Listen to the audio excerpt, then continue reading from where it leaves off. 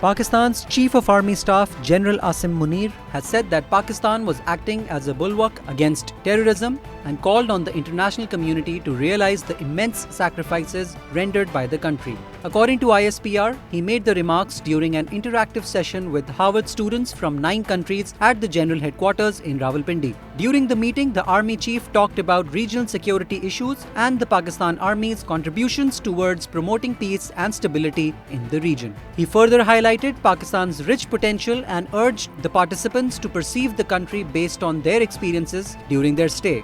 The military's media wing added that the Army Chief also highlighted human suffering and atrocities being committed in the India-held Kashmir and efforts to change the demographic realities of the area.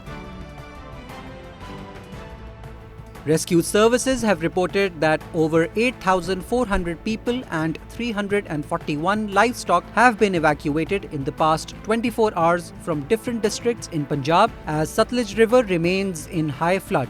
According to the Punjab government's flood warning centre, River Sutlej at Ganda Singhwala was in high flood and continued to rise on Friday. At 10 am, it had updated that the discharge is at 122,236 cusecs. By noon, to the southwest, Islam Headworks witnessed high flood with an inflow and outflow of 144,911 cusecs. According to Rescue Punjab spokesperson Farooq Ahmed, 425 rescue boats along with 1,660 rescuers were deployed to the flooded areas.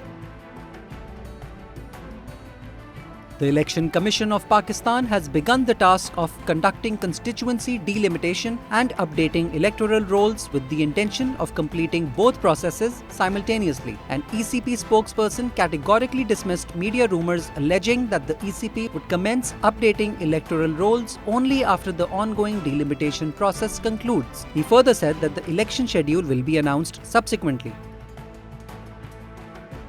The Islamabad High Court has once again postponed the hearing regarding the suspension of a 3-year prison sentence for former Prime Minister Imran Khan in the Toshakhana case. Imran Khan, who is currently in Attak jail, had his hearing adjourned until Monday. The adjournment was due to the absence of Advocate Amjad Parvez, the lawyer for the Election Commission of Pakistan, who was unable to attend due to being seriously unwell, according to one of his team members. Parvez was expected to conclude his arguments during this session. Separately, there was an incident involving the former Premier's legal representative, Latif Khosa, and his team as they became trapped in an elevator for approximately 40 minutes right after the court hearing, causing a disturbance within the premises of the High Court. Meanwhile, a new Islamabad court dealing with cases under the Official Secrets Act has extended the physical remand of PTI Vice Chairman Shah Mahmood Qureshi by 3 days in the Cypher case. He was arrested by the Federal Investigation Agency in connection with an FIR against former Prime Minister and the former Foreign Minister. The FIR claims that they shared classified information from a secret document allegedly twisting facts for personal gain and prejudicing state security. This case stemmed from a diplomatic cable reportedly missing from Imran Khan's possession and later published by an American news outlet. Chinese President Xi Jinping and Indian Prime Minister Narendra Modi engaged in candid and in-depth discussions to alleviate tensions along their contested border, as confirmed by Beijing on Friday. The encounter took place during the BRICS summit in South Africa, marking a rare face-to-face interaction between the leaders. Both leaders emphasized the importance of improving bilateral relations and addressing border issues to ensure mutual peace. India expressed the need to uphold the line of actual control for normalization. Despite 19 rounds of talks, prior military discussions failed to find a resolution. This meeting carries significance as the first direct interaction since the 2020 border clashes between the economic giants. The Kremlin has dismissed rumors that it orchestrated the death of Wagner chief Yevgeny Prigozhin, presumed dead in a plane crash 2 months after leading a mutiny in Russia. It also announced by decree that Russian paramilitary fighters would be obliged to swear an oath to the Russian flag, part of measures to rein in groups like Wagner in the wake of the uprising. Speculation that the Kremlin may have been involved in the crash has swirled since Wednesday, when a private jet reportedly carrying Prigozhin crashed between Moscow and St. Petersburg.